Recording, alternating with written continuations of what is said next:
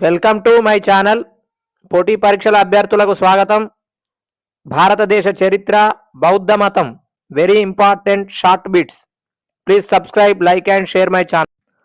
ఒకటో ప్రశ్న, ఉత్తర భారతదేశంలోని 6 ముఖ్య నగరాలను తొలి బౌద్ధ గ్రంథాలు తరచుగా పేర్కొంటున్నాయి. అవి ఏవి? జవాబు: సాకేత, రాజగృహ, కాశీ, చంపా, శ్రావస్తి, కౌశాంబి. రెండవ ప్రశ్న, ప్రాచీన భారతదేశానికి సంబంధించి సరైనవి. జవాబు: 1. స్తూపం అనే భావన బౌద్ధమతం నుంచి ఆవిర్భవించింది. 2. స్తూపం అనేది సాధారణంగా అవశేషాల భాండాగారం. 3. బౌద్ధ సాంప్రదాయంలో స్తూపం ఒక పూజార్పిత స్మారక కట్టడం. మూడవ ప్రశ్న, జాతక కథలు ఏ భాషలో లిఖించారు? జవాబు: పాలీ భాష.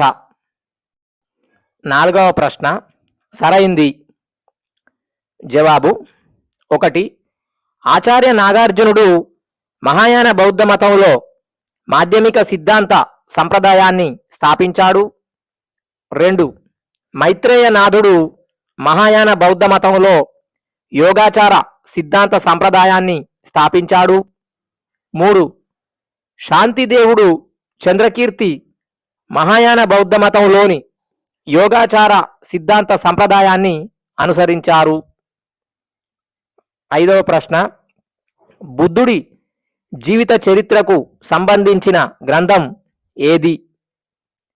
జవాబు: తేరగాథ.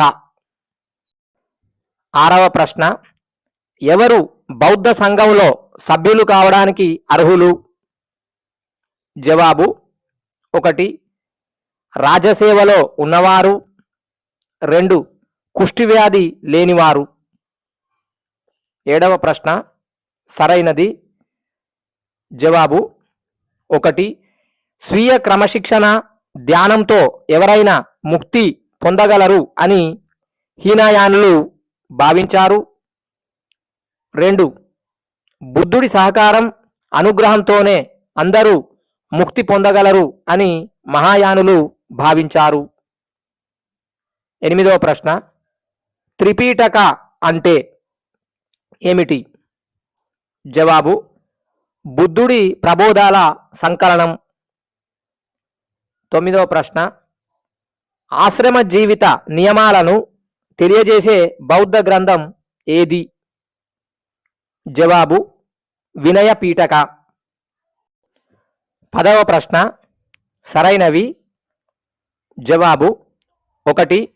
వినయ పీఠక బౌద్ధ భిక్షువులు, సన్యాసినులు అవలంబించాల్సిన మార్గదర్శక సూత్రాలు. 2. సుత్త పీఠక తాత్విక చింతనకు సంబంధించిన ఉపదేశాలు తెలియజేస్తుంది. 3.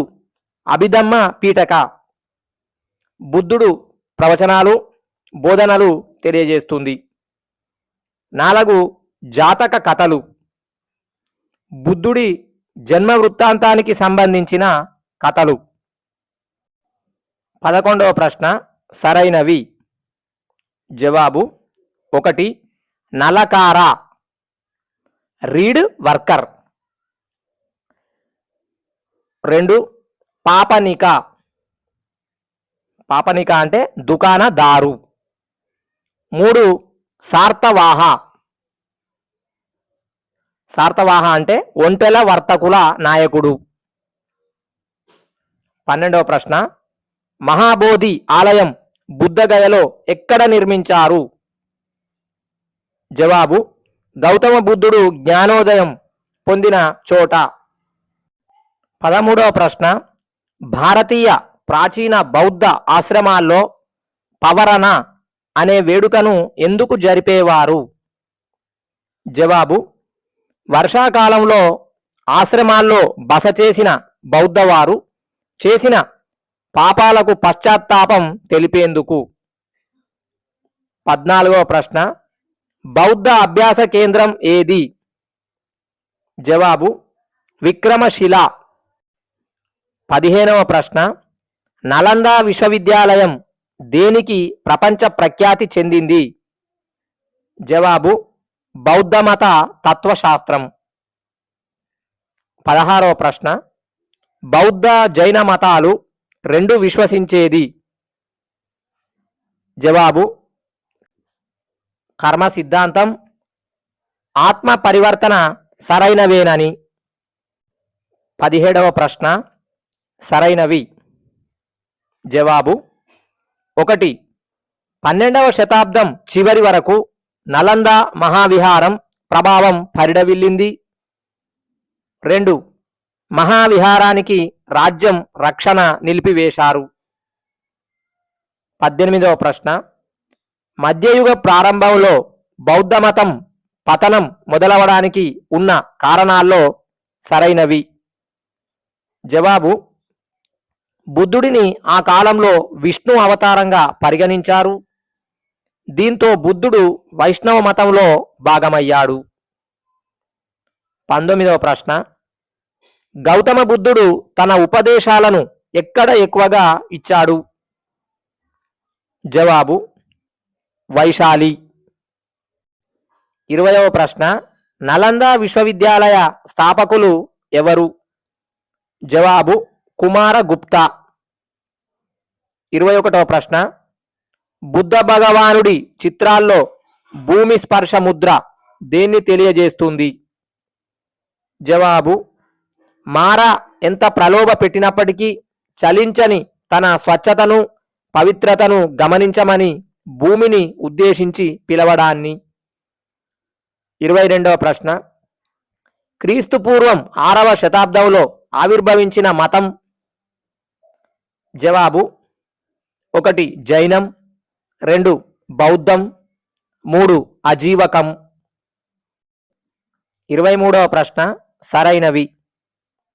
బుద్ధుడి గురించి 1 జననం కమలం, 2 మొదటి ప్రబోధన ధర్మచక్రంతో సూచిస్తారు, 3 జ్ఞానోదయం బోధివృక్షంతో సూచిస్తారు, 4 మహాభినిష్క్రమణం గుర్రంతో సూచిస్తారు.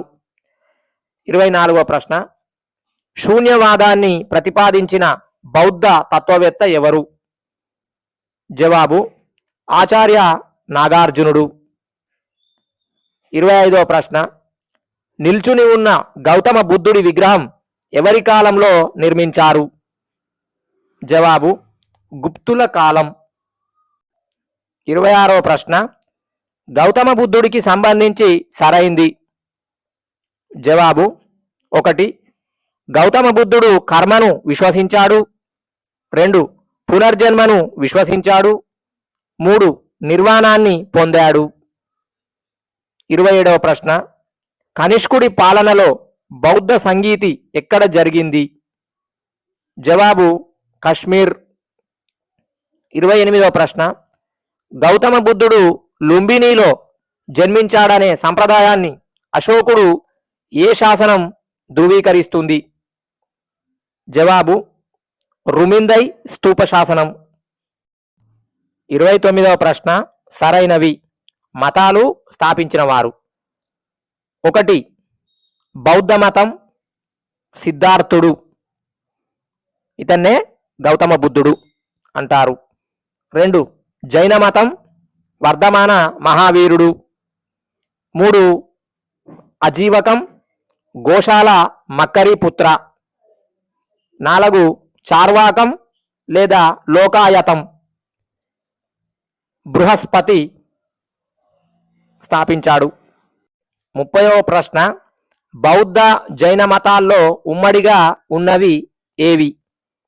జవాబు 1 అహింస, 2 వేదాల పట్ల ఉదాసీనత, 3 ఆచారాల తిరస్కరణ.